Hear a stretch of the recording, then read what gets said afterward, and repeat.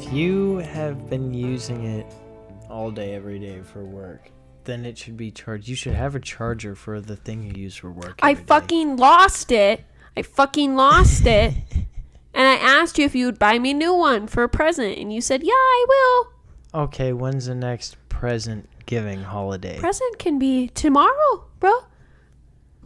Gifts. That's my love language, baby. Baby girl, that's one of my love languages. Whether it be a motherfucking stick of deodorant, a charger, or a diamond ring. That's my love language. Growing up, I only got gifts on... God damn it.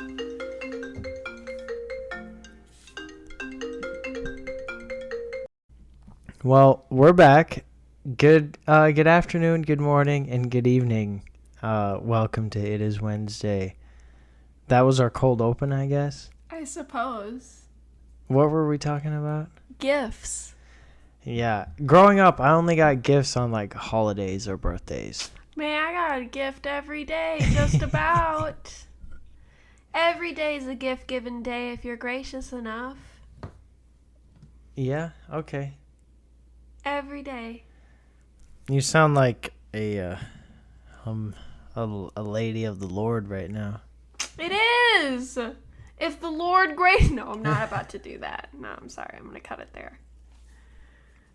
No, I mean, growing up, my mom definitely spoiled the shit out of me. Like, I would get gifts, and she loved to go shopping and take me shopping with her. I'm a girl's girl. I'm a mama's girl. Of course I want to go shopping and get things. So I think, she is the reason. My main love language is gift giving, and every time you even get me the simplest gift, you could come home with the smallest can of Red Bull and I'd be like, oh my God, for me? Really? You about to get a special treatment tonight?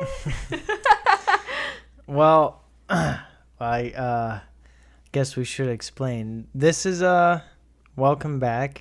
This is your second time featuring. Yeah, I'm happy to be here. Yeah. I had a really good time the first time. I guess I suppose I decided to come back. You are my lovely lady at Bobboinks. Long time hater, second time talker.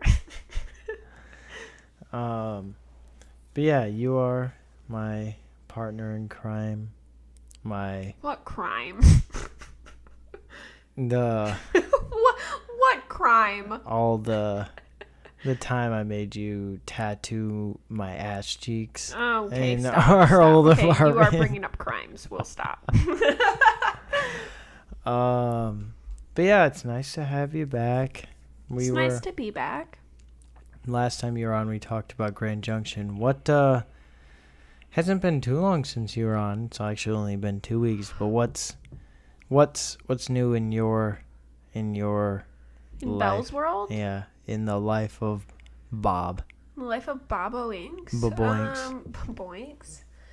Not much. I mean, possibly going to expand in my career. Just enjoying life, living life. Getting ready for your birthday, big guy.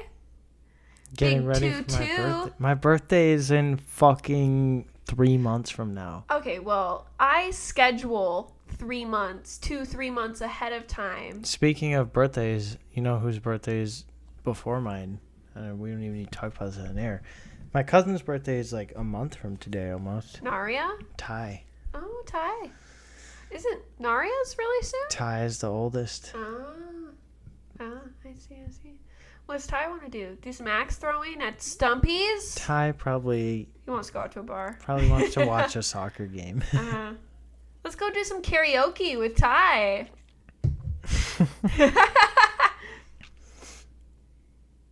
But, yeah. You got back from Grand Junction. We were talking about your birthday. Don't change the subject. Like here, I said, my guy. birthday is not for a while now. Okay, We fine. might go to Ireland. It's up to you. Or we could go to Michigan. Cam texted me. I don't want to go to your birthday for me. Yeah. I don't want I don't you want to to either. celebrate my birthday in Lansing, Michigan. I didn't think you did, but we could make it a long weekend. nothing We could go up to the UP. Nothing against Lansing, but like We could go up to the UP. I'll go home. We'll go to We'll go to the UP the week before your appointment, and then I'll drop you off, and then just go home. No, that's fine, honestly, and then I can fucking fly back. That's a plan. I'm okay with that. 100%. I got $100 in flight miles. But what were we talking about? You said you wanted to wait to talk about it on here. We were in a great conversation. Your future goals for your career. Yeah, I wasn't. Do you remember where I was at? Because I don't remember where I was at. We can, yeah. It's probably beneficial for the listeners. Yeah, it's fun for them to also imagine. Sure. But I don't remember where we were, to be honest. It was just talking about your viewpoint and your goals for your future self as a possible piercer. Yeah. So, folks, what? I heard something really cool today. Sorry not to cut you off. Pigs can fly? No. So while I was at the studio that I was at, today, Alex told me that What studio? Northern Belle in St. Paul. The owner of that studio, Alex, told me that underneath their shop, like in the basement of the little strip mall that they're in. Oh, St. Paul has lots of old buildings. Is the building an old building? New or old, but newer old. But the whole basement, or like a good section of the basement, is a huge recording studio. No way. Yeah, and I told her, I said, oh, my boyfriend is like super into recording and is getting into podcasting. I'll have to tell him about it. And she said, oh my gosh, that's awesome. If he's interested, I know the guy and I have his number. What guy? The guy who owns the recording studio in the basement. Oh, it's not like a, like she doesn't. It's not a public No, I thought thing. you meant like it was theirs. a part, yeah. No. Oh. No. But. Well, yeah, I mean, maybe. That's cool. It's just like a private, come as you go, like professional recording studio. Yeah, maybe it would be cool. We could upgrade the sound of It Is Wednesday. You could probably get some cameras up in there. That'd be cool. We could go to fucking Target, get some camcorders and some fucking tripods. Some GoPros would honestly be legit. Yeah, because they're cheaper. They're good quality. They're not cheaper. No. Not than a camcorder. Well, whatever. They're good quality. That's and they have a that's why they're not. That's why they're not life. cheaper, is because they are solid. They're like. And they have a good lasting battery life. It's birds. Oh, I wonder if the mic's picking those up. It would also. That's why a recording studio would be nice. But yeah. Speaking of, I used to pierce for a little while back in the day. 2 years ago.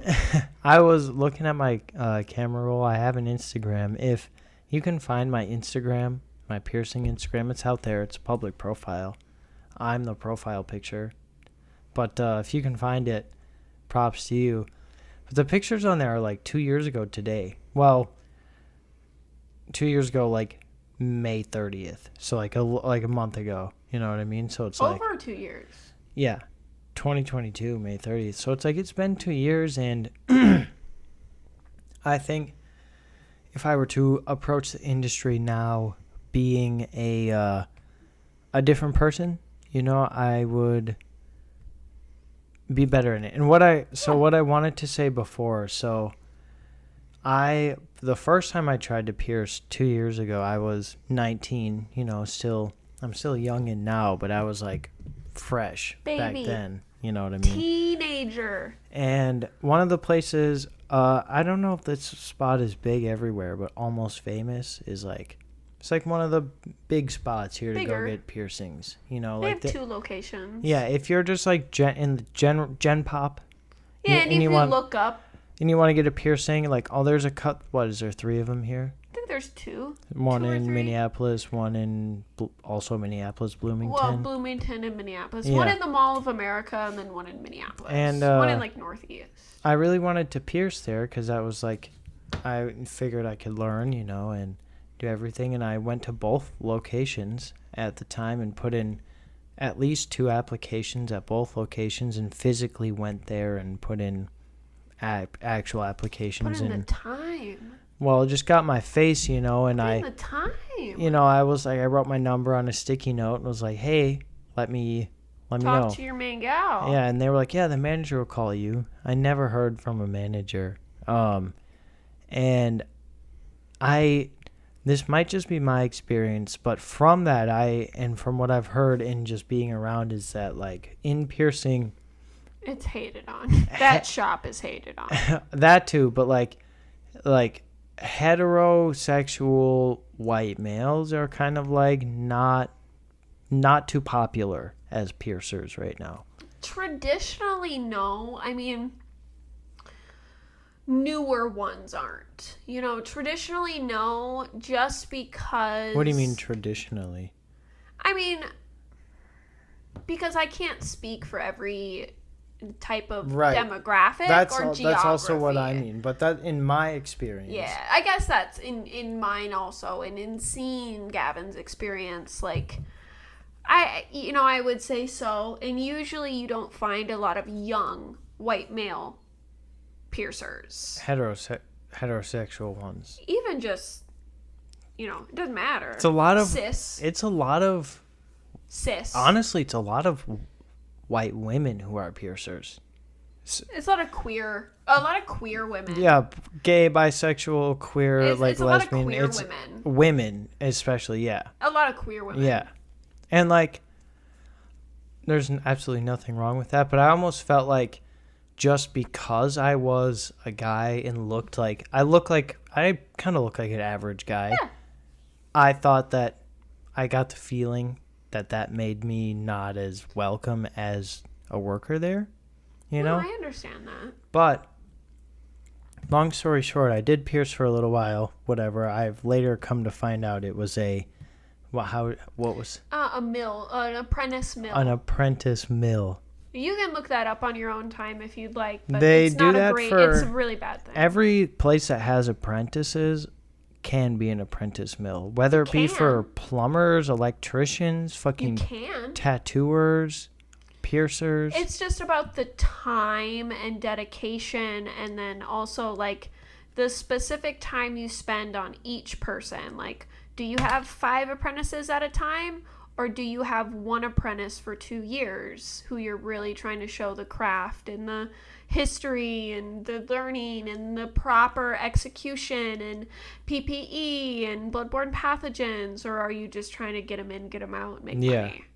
Because like if I'm just a regular person off the street and I see that the shop I go to has an apprentice, if it's just like someone that if they have 5 apprentices running around that shop and one licensed piercer, I'm gonna be like, what is it? What is this, daycare? Like, what is happening right I now? like that. What is this, daycare? Like, I feel like it should be the other way around, like 5 licensed piercers to one apprentice. And that's traditionally speaking how it happens. And you unfortunately got the 1 to 5 ratio. You got the 1 out of 10 real bad spot.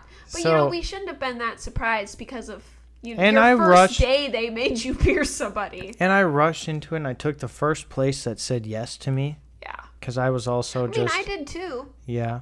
But. And the place that said yes to me happened to be that place. Yeah. So, but because like a true apprenticeship, like the one that is ideal, it's hard to find. You know what I mean? They are. You have to put in the time and the love and the work. Usually there are at least 2 years of knowledge that goes into the apprenticeship prior to even getting the apprenticeship, which is a good thing because I feel like you have that now. Yeah. And but what I was saying about that is that I almost, in the shop that I did get, I felt like they weren't discriminatory, but I almost felt like, not that I want to work at somewhere discriminatory, but feel like they only weren't discriminatory because they just saw you as a money bag. They were trying to pump out. The place that I was piercing at was the person who owned it wanted to open a piercing shop specifically. Like a sister store. And they were trying to basically, the word for word, this is what they said, were trying to train a piercer army so they could fully staff a shop as soon as they open it. And apparently that would have been, me. But it worked out, though. It's a cool shop that they opened. Yeah, and you know what? The one piercer who was their main piercer at the shop. Great. She's killing it. She's still the main piercer at that other shop. An amazing person. Shout out to her. So it's like, but the mill part, it's not successful for a lot of people, but it really wasn't. It wasn't successful for me, but if I find a shop that accepts me for me, and that's what I'm gonna try to, and I'm not gonna try to, just like be myself. I'm gonna try to bring that heterosexual, not like in a bad way, but I'm gonna try to bring that like heterosexual energy, my way of it, back into the piercer world a little bit. You know what I mean? I think the way you mean to word this is being a heterosexual cis man and still making clients feel hyper comfortable. Yeah. That's why I have you on here right now. Yeah. Because you want to bring it's not great in the industry. When you look at the past of the industry, maybe you don't want to say those words, but it's almost showing people that you, as a heterosexual cis man, can be a safe space. But it's almost like I should be able to say that without people cringing in their boots. You know what I mean? Just a lot of people are uneducated about the subject, or they have experiences with that demographic of person that makes them cringe. But it's like their experiences are valid. But there are experiences with every demographic of person that are bad. I've had bad experiences with women. I've had bad experiences with gay people. I've had bad experiences with every color of the rainbow of person. And and one of my things that I really, especially doing the kind of like my job now, landscaping, lawn care kind of job, you deal with there's a good amount of people that that do respect you. Like, I'm not going to lie. There are some people who like make me appreciate the work that I do, but for every one person that makes you appreciate the work you do, there's 2 people going to bring you down. Or 3. And it's like, one thing that I've learned to do in that industry is focus on the good. Is to sorry, Jesus. Kill people with kindness. Yeah. Like, legitimately, if you are laugh it off. And like it not even being like fake nice. If you're genuinely nice to people when they're upset at you, like it really changes shuts them down. It changes their perspective and shuts them down, and that's what I want to. And it's not like anyone would be mad or upset at me for being in the industry, but it's that same principle of like I want you to be in this industry to change people's minds. Yeah, I do. And like, because I don't want to change myself to be able to fit into it. Absolutely the fuck not. You shouldn't. I want to be able to create a space for other people that also you should change other people's minds. Yeah, and experiences. Especially, and it's not my job to change people's minds, but I think it could be your goal. What my job is to make everyone feel comfortable, and it doesn't matter who you are, and that's unless you're a fucking rude ass bitch. Get out of my shop. Then I'll get the fuck out. I'll give you the boot, but this is how much it costs. You don't like it, get the fuck out. But yeah, so I want to be able to do that, and I want to be able to show people that like just because I may fit a connotation that has a stereotype that has a negative connotation, that doesn't in this specific this industry, especially the mod industry, especially as of the last 5 to 10 years. Yeah, I mean, look, I get what you're saying. I don't mean to cut you off. I just want to be like a good influence for your demographic. Yeah. Yeah. Absolutely. Yeah, and I don't want to like be afraid of that. I will say too, like, to add on to your point, as a like queer person in the industry, you know, as a queer person tattooer, like some of my best tattoos and best experiences have been with white or non-white, but white and non-white heterosexual cis men.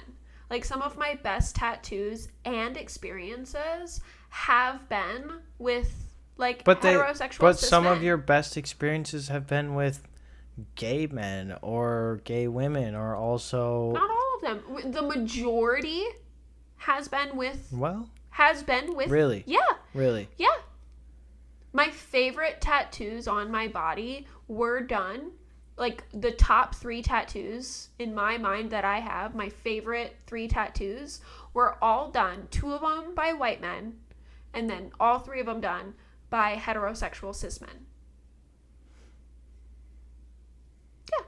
You know, a good artist is a good artist. I think so, yeah. And someone who cares is someone who cares. I don't care what you label yourself as or how you decide to pronoun yourself. A good person at the end of the day is a good person. And if you're out here trying to victimize people just on past experiences without getting to know the person who, you know, is about to do a new procedure, then you're at a fault. Just because one artist treated you like shit doesn't mean another one will. Right. And just because one piercer fucking was a dick to you doesn't mean another one will be. And there's a lot of red flags and signs, and we can talk about the red flags, you know what I mean, like warning signs and red flags that people should be aware of, but there are a lot of red flags and signs prior to when you even meet this person, unless you're straight up walk-in. When you're booking an appointment. From a client point of view? Yep, from a client point of view. There's a lot of red flags that maybe we can talk about that maybe the average person may not know, but we can enlighten them possibly. But there are a lot of red flags that you can be aware of and watch out for. Well, yeah, especially you working in it for a couple of years now. What are some of the red flags that a client should look out for? It doesn't matter. It doesn't matter who. We're not talking about any demographic here. This is a red flag. It doesn't matter who is servicing you. Yeah. One thing about a red flag is impersonal communication. So what I mean by that is tattooers and laser artists and in the body modification industry, we are professionals, and the majority of the industry prides ourselves on being professionals, right? So when someone reaches out to me as a new client for an appointment, I keep my professional responses and messages to its utmost professionalism. So I am very clear. I am explaining my processes. Like this is what a deposit is, what it means, what it does, what it means for you, what it means for me. This is how the drawing process goes. And a red flag would probably be like they're very impersonal. They're using they're not clear, they're not using correct punctuation, they're not sending you dates that are formatted correctly. There is a way to run your business as a business professional, and one of the huge red flags is being extremely impersonal. Like, hey buddy, as a new client, if I have return clients who will just hit me up and be like, hey man, I want this. They send me references. I'm like, cool, man. Here are dates. They pick one. New clients, if a new client reaches out to me and says, hi, I'm looking to get this piece, XXYZ, here's a reference photo. I don't respond by, cool, I can do that. I respond with, that's a really awesome idea, or I'm not looking to do this idea. Here is my policies. Here is my rate. There's a kind of... we're not friends. There's a professionalism mode you go into. Yes. Okay, yeah. Yeah, we're not That's friends. a green flag. A green flag is being professional. Yeah. Yes. A red flag is they're very impersonal. What's another one? Another one would be them being continuously or overly late to your appointment. So let's say you book an appointment for a tattoo, a piercing, a modification at noon. And your artist messaged you that they're going to be 30 minutes late. That is so disrespectful to you as a client and your time. Not only is that artist going to come in late, they still need, as an artist, time to prep, time to set their things down, time to say hello to you, time to, sit down with you for at least a couple minutes. And the fact that now they're already 30 minutes late, and then they have to spend an extra at least 15 minutes getting themselves ready for the day is very disrespectful to you as a client. It just is. And then if that continues to happen more than once, that is very disrespectful to you as a client. That's such a huge red flag that, like, they're not ready for you. They don't seem like they're ready. They're constantly late. It's your time. You're paying for our time as artists. You really are. You're paying for our time. And whether or not I start my time if I started my time at noon and your appointment is at noon and I'm 30 minutes late, that's even worse. Or even if I start my time at 1 o'clock when I actually get ready, it's so disrespectful that I'm not there before you as the artist. It is my job to be prepared and be ready to make a life-changing decision with you. So I should be prepared. That's a big red flag for me. Personally, I've had it happen a couple times. I've been with you when an artist is like almost a half hour late to an appointment. Yeah, and you question what you're doing. You question it. You're like, do they even want to do this? Yeah, like, do they even care about me? Like, especially someone, if you're not, especially working in the industry, yeah, you're like, whoa, I would be like, I would leave. And also, like, as an artist, how can you do that? Like, if I'm 30 plus minutes, if it's not, we live in Minnesota, if it's snowing and I get caught in traffic, that's a different story. You know what I mean? But, like, it's midsummer. All you had to do was leave your house 30 minutes earlier. Like, why are you 30 plus minutes late to my appointment? Like, to my appointment that I'm paying you for. Mm-hmm. I think that's a huge red flag. I also think that is a thing that's not as common. Maybe it's more of a traditional thing. Correct me if I'm wrong, but that a lot of artists feel entitled to their clients when really their clients should be not. Your clients don't own the artist, but your clients are what.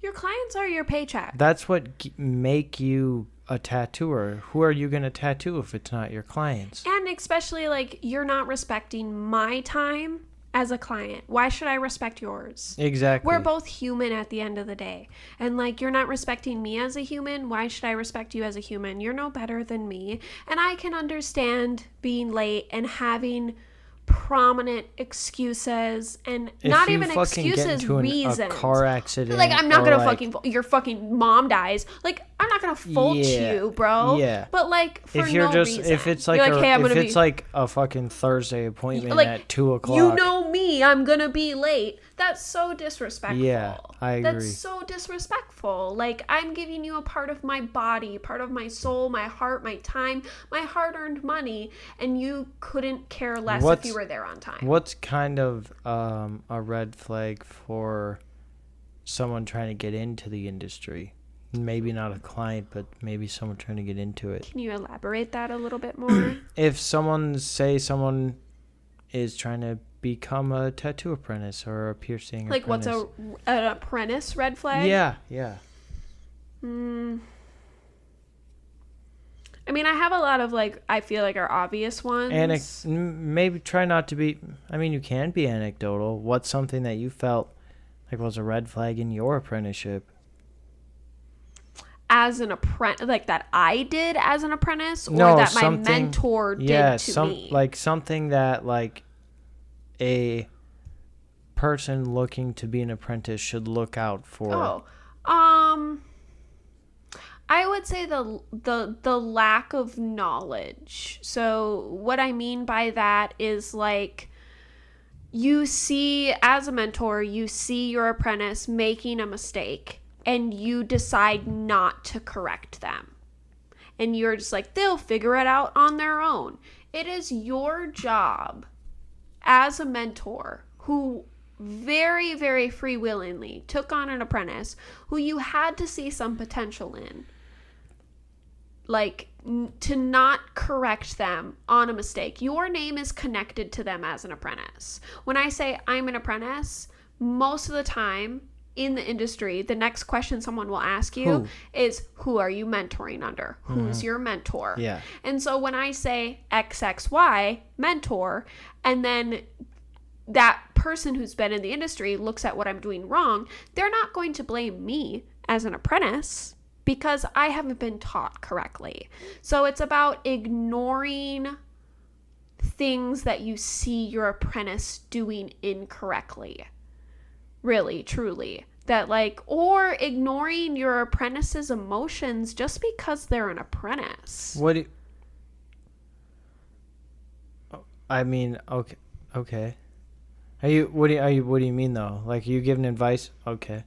I mean, I don't know, I'm a little confused. So it's like, I mean, like, if you're trying to become an apprentice, what's something you should look out for? Not while you're an apprentice? What are red flags before you even get an apprenticeship?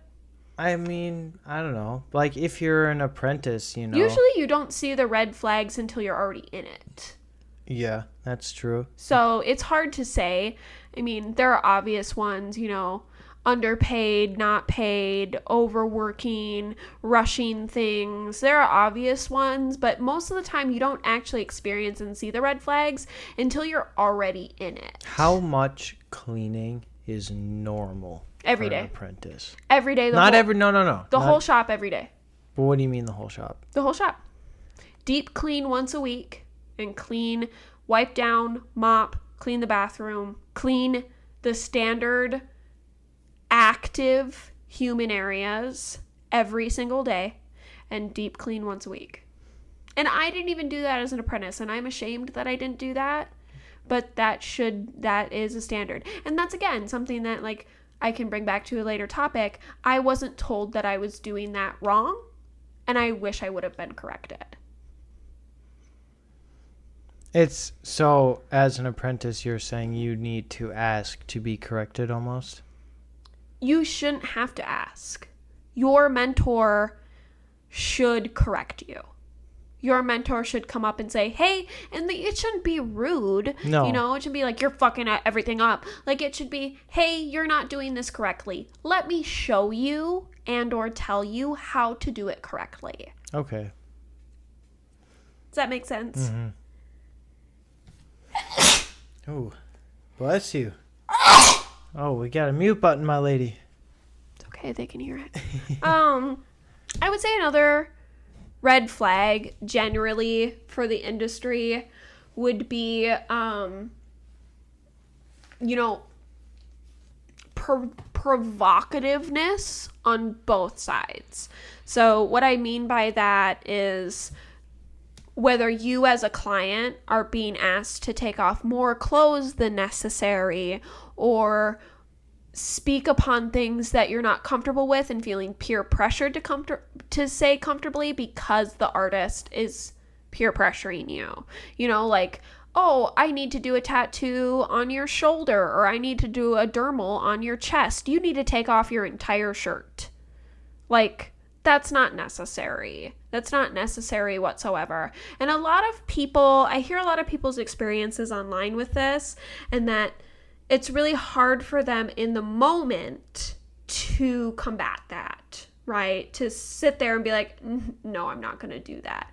But again, you're paying these artists' bills. And at the end of the day, your comfortability and your personal space is of the utmost importance. That is number one priority, is your comfortability and your personal space and everything. There are certain, like, if I'm tattooing a girl's areolas, I need her to take her shirt off.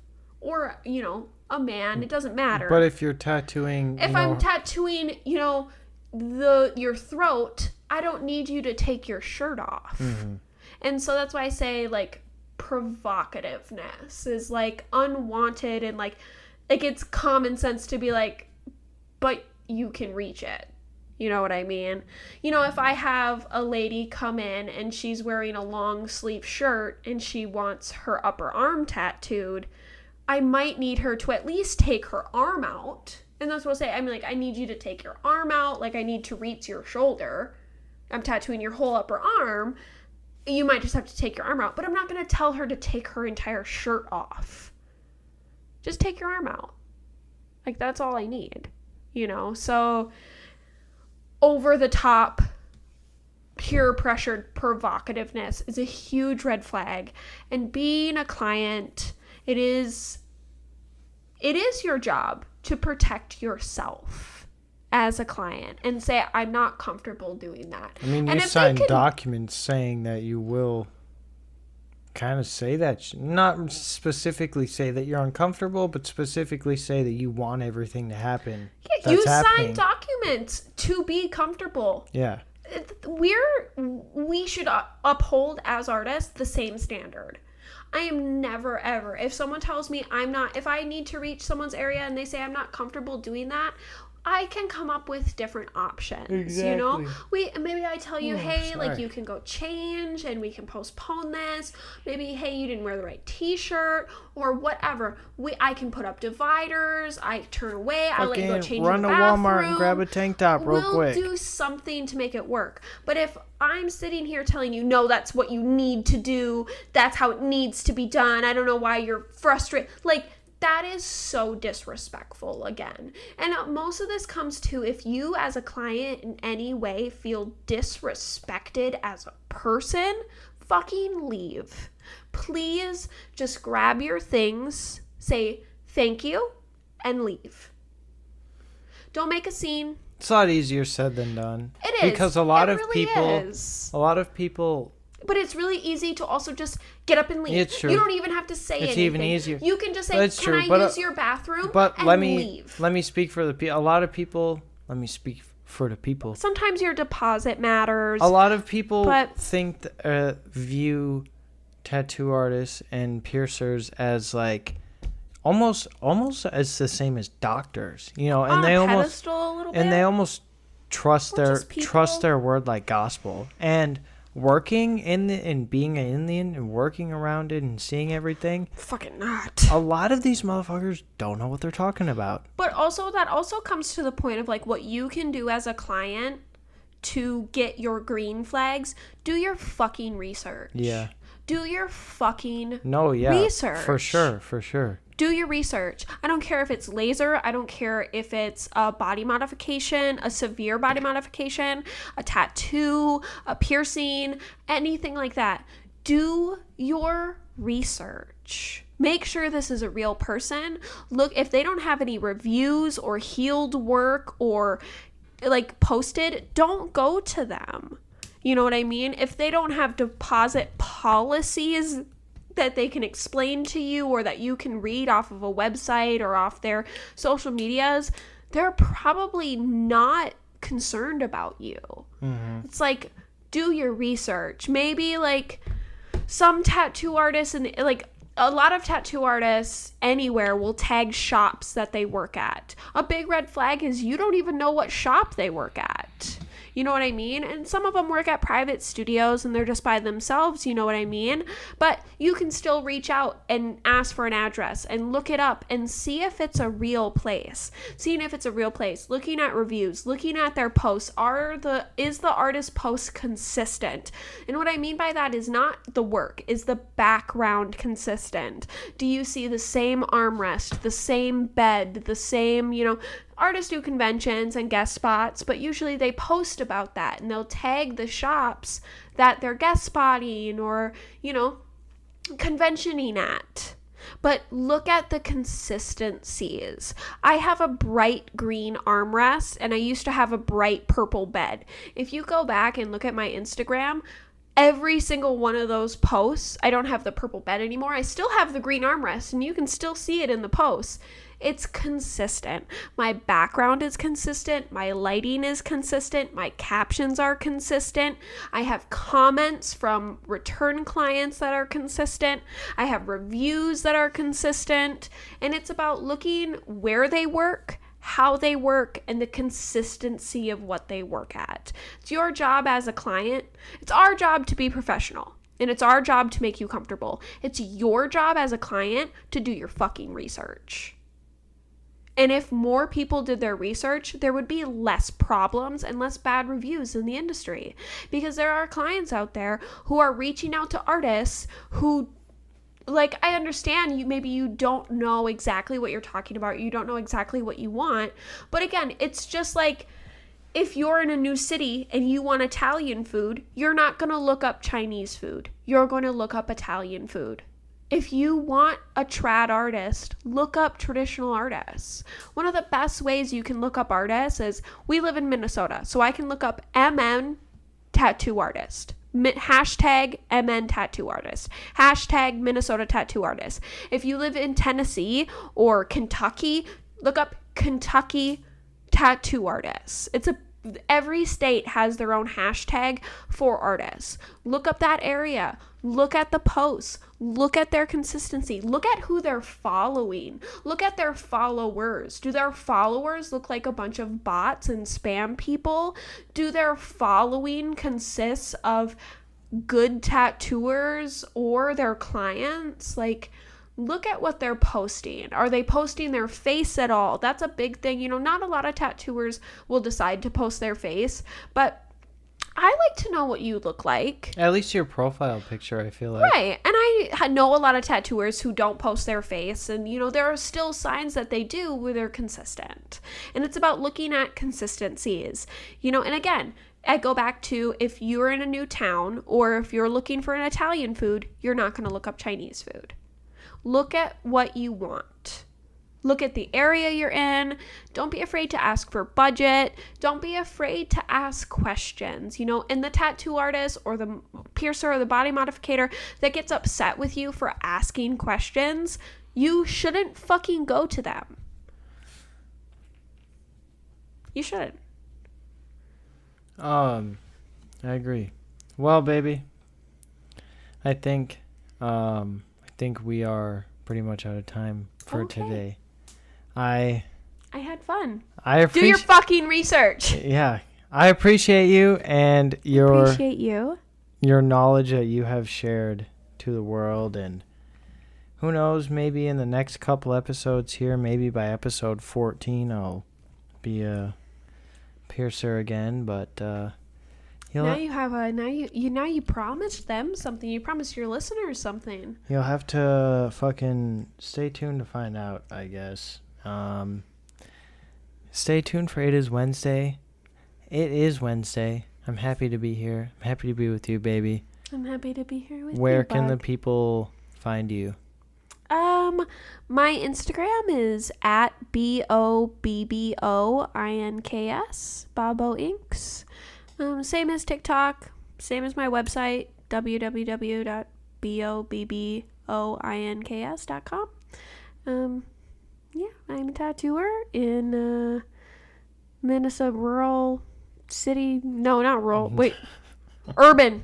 I'm an urban Minnesotan tattooer. I love what I do, and I care a lot. Locally famous? No. I have a lot of fun. I really appreciate what I do. I love my job every day, and I'm happy to be here with you. And thank you for having me. I love you, and it's nice to be with you, baby. Nice to be with you. I'll talk at you next week. Thanks for listening. This has been It Is Wednesday. See ya.